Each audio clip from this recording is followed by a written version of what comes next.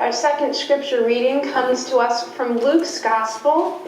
It may seem like I'm rushing the season a little bit, but you'll get to hear it on Christmas Eve too. We're reading chapter 2, verses 8 through 20. Hear the words of the Lord. And there were shepherds living out in the fields nearby, keeping watch over their flocks at night.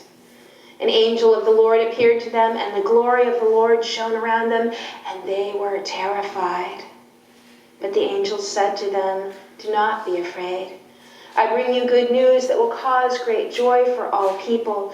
Today, in the town of David, a Savior has been born to you. He is the Messiah, the Lord.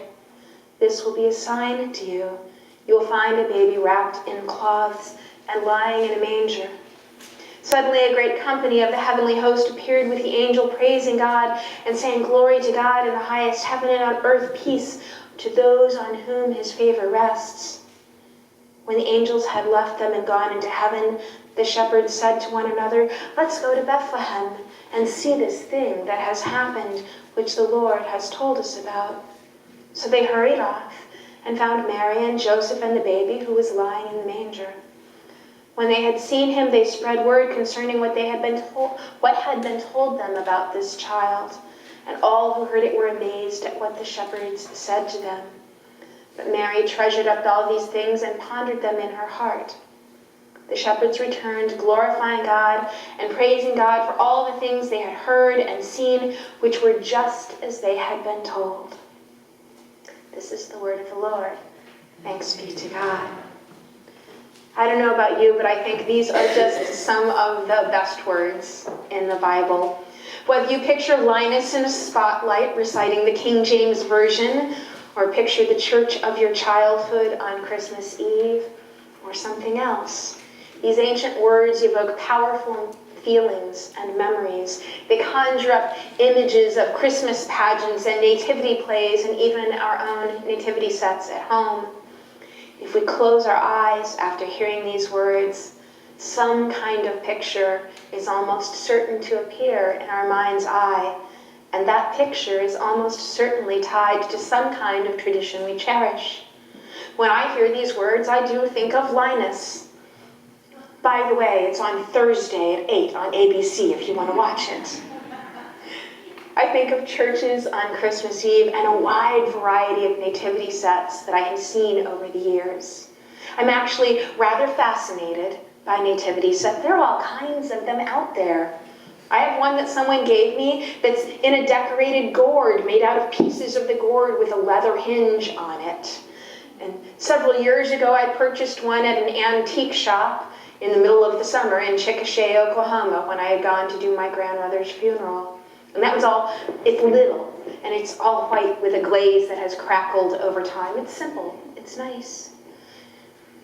I used to have one that was in a water globe that someone gave me many years ago, and if you turned the little key, then it played music, and the base of the globe spin around. It got broken in a move, but that was okay because the water had turned yellow, and it really didn't look very good anymore. I have a set of ornaments that includes a nativity with 3 wise men, one on a camel, one on a horse, and one on an elephant. I don't really remember reading about the wise men having an elephant, but then again, the Bible doesn't mention the camel either, so. But it's not about how beautiful a nativity might be. One of the ones that is still my favorite to this day from my childhood was ugly. It wasn't just kind of ugly, it was ugly.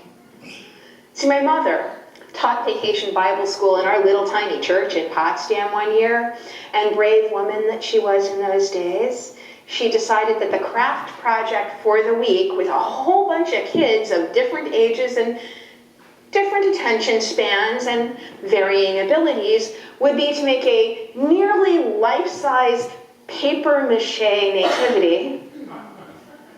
Yeah. Have it painted by the children. You know where this is going, right? And then have the older kids add finer details like cotton balls for the sheep's wool and faces on the people, and dry brushing the coats of the cow and the donkey for theoretically a more lifelike appearance. It was an ambitious project. It turned out well enough the church used it for years, even though one of the sheep was rather lopsided and Mary's smile was a little creepy. Different families have different traditions with their mangers. Some put everything in at once at the beginning of the season. Some add an item or two each week of Advent, or every day if they have one of those really fancy nativities with all the bells and whistles. Many families hold off on putting baby Jesus in the manger until Christmas Eve, unless baby Jesus comes attached to the manger. One family I know starts the shepherds and wise men out on the far side of the room and moves them a little closer to the manger each day, with the shepherds arriving on Christmas Eve and the wise guys just in time for Epiphany. Most nativities include some kind of structure that looks like a barn or a shed or even a cave. Most include wise men from the East, though rarely do you see an Asian face in nativities, and that would have been the real East. Many nativities include something that looks a bit like a wooden box, kind of cut in half on the diagonal with those X-shaped legs attached as the manger. And if you ask most folks who have a nativity, you will find they can be quite adamant about the traditions and how to do it right. We do love our traditions. But our faith is about more than just traditions, and sometimes those traditions get in the way of a deeper understanding of God's amazing plan. So, spoiler alert, for those of you who really like your traditions and you want to hang on to your idea of how a manger and a nativity look, don't listen to the rest of the sermon, because I'm about to tell you the truth about what a manger looks like. Feel free to get up and walk out, I won't be insulted. Okay, no one's leaving. Ancient architecture in Israel was a lot different from how we tend to envision it. We're Americans. For the most part, we have an American mindset about architecture. When we think of a house, we think of a single family dwelling with bedrooms and baths and a kitchen and a living room and such. And by single family, we tend to mean, mom, dad, and the kids, not 3 or 4 generations. But that's not how it works in other parts of the world, and that was certainly not the understanding in Bethlehem at the time of Jesus' birth. Houses were all kind of connected, sharing a common wall from one building to the next. For anyone who knows what a row house is, it's kind of like that, but connected on a single back wall as well as along the sides. For those of you who have no idea what a row house is, think about a condominium or a townhome, but with less structural separation. These attached houses had kind of a standard architecture, and although they were 2-story dwellings, they weren't 4-bedroom raised ranch homes. They were a single story in front, on ground level with a doorway, and another doorway on the second level at the front of the house that accessed the roof. The roof was used as living space. They don't get weather like this in Bethlehem so much. It was used primarily for a sleeping area or for bathing. If you remember the story of David and Bathsheba, he caught sight of her bathing on the roof. Well, she wasn't an exhibitionist. That was normal behavior for that place, especially in the warmer months. The insides of these houses, they weren't much by today's standards. The second floor had a small room for sleeping in bad weather where the more important family members got dibs when the house got full. It was connected by stairs, or more likely a ladder, to the kind of kitchen area downstairs at the back of the house. And from a kitchen was a doorway into the front part of the house, not a living room. That single-story part was where the animals were kept. It was this kind of large space with support columns every few feet on each side of a center aisle, and the animals were kept in stalls along the outside walls of the structure. Between these columns were feed boxes, mangers. As one site I read pointed out, by being inside, the animals were protected from the elements and theft. In addition, their presence provided body heat for cool nights, access to milk for the daily meal, and dung as a crucial fuel source. This manger in which Jesus was placed, it wasn't in some shed out back of the house. It wasn't a cave or a drafty old barn. As was pointed out to me recently, the stuff in the manger was straw, not hay. Straw is for bedding and hay is for animal food. So Mary and Joseph had this feed box, and they would have had to take the hay out and sort through the straw around the animals to find the clean bits to put into the manger. The whole thing required an awful lot of effort and intentionality. So the truth kind of messes with our idea of how mangers work and our lovely little nativity setups, but what a glorious truth it unfolds for us. This young pregnant woman and her husband weren't cast out in the cold, dark night. They were welcomed into a family home and given the opportunity to bed down in the only place left, but the warmest place in the home. They weren't first-rate accommodations, more like the ancient equivalent of an air mattress on the floor in the den, but they were warm and they were dry, and they were within the house of the family. God didn't allow his only begotten Son to be born in the cold and the dark, but into the emotional warmth of family and home and the physical warmth of a room heated by the bodies of animals. It probably didn't smell great, but seriously, people used animal dung for fuel. Nothing smelled good. No place smelled like Christmas trees and sugar cookies.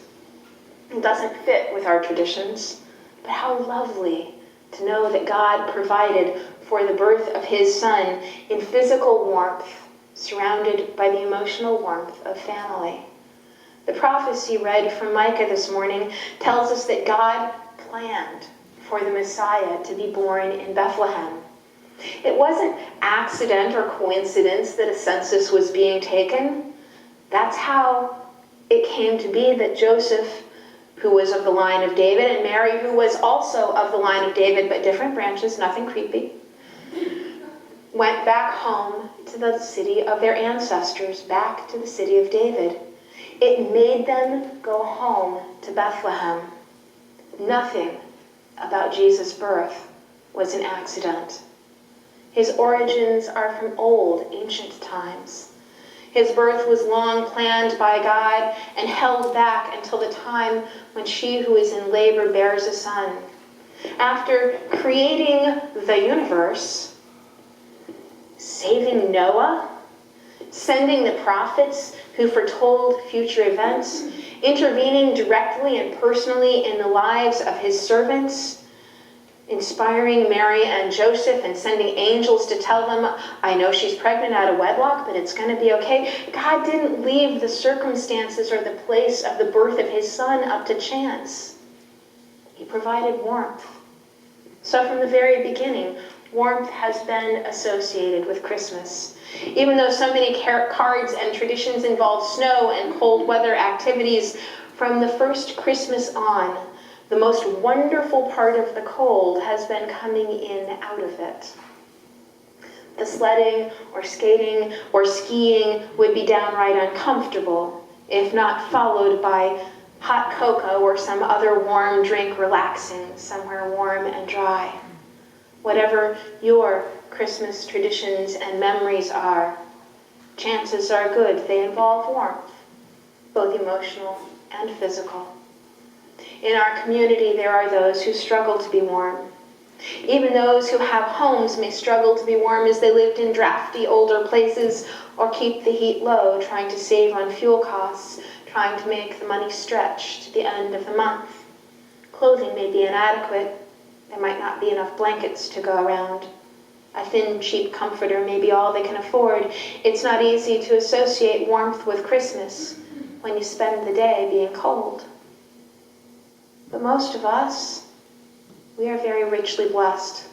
And most of us have some extras and can make Christmas warmer for someone else without spending a dime. Most of us have an extra coat or an extra blanket that we don't need. The blanket doesn't match our current decor, or we're no longer that size of the coat, or we just got a different one that we like better. Or it didn't seem as great once we got it home as it did in the store. If not a coat, then hats or scarves or gloves or mittens for the mitten tree. We can spread a little warmth to others this Christmas by donating coats and blankets and outdoor gear that is clean and in good shape. You can go to any of the places that we already support, or you can drop it off somewhere on your own. If you're not sure where to take it, ask one of our missional folks. After worship, I'm certain they will be happy to give you many ideas of places that would be thrilled to receive your gently used warm items. It doesn't have to cost you anything but the time to clean out a closet or sort through a trunk. God planned warmth for his Son long ago, provides us with warmth so many years later, and we are called to share warmth with others in honor of him. Just as shepherds shared the good news with others, we are to share the stories and caring actions of Jesus so that his name will still spread. As the prophet Micah says, his greatness will reach to the ends of the earth. Another thing that we can do to share a different kind of warmth is inspired by an article that Linda Hall showed me a couple of weeks ago. It's this great story that talks about a church where a pastor had children, they had lots of children there, add pieces of paper straw to the manger through the season of Advent. Each paper strip was to represent a good deed they did that past week, with the goal being a good deed every day. Didn't have to be a big thing, but something they did for somebody else that was simply kind. It provides more an emotional than and spiritual kind of warmth than physical, but it is warmth all the same. So I cut a whole bunch of paper strips. I made them as close to straw colored as we had. And I'm going to put them down on this first pew after worship today. And I'm going to encourage you to do a good deed every day if you can, at least one a week. And when you do, write it on a strip of paper. If we run out, I can cut more, it's okay. If you get here next week and go, oh, I forgot my paper strips, you can write new ones, it's all good. The box, that's a little treasure box that is sitting in my garage, will be here next week. I meant to bring it today. For today, if you have something you can write down, put it in the cardboard box. Don't use your name. Just write down what you did. It can be something as simple as holding a door for someone, passing along your grocery cart at Aldi without asking for the quarter, carrying a pocket full of miniature candy canes and handing them out to the harried cashiers, letting someone go ahead of you in line, bringing a treat to a coworker, calling a friend you haven't talked to in a long time, giving a person in need a few dollars, sending a card, anything really. Whatever it is, write it on a slip of paper and drop it in the box that will serve as our manger each week. Try for a slip each day, but don't beat yourself up if you miss a few. The idea is to spread warmth, not anxiety. So share some warmth this Christmas tide, so that those in need may be warm, just like the Christ child. The sharing of warmth is just one of the ways that we can act like the shepherds who carried the good news to the larger world by glorifying and praising God.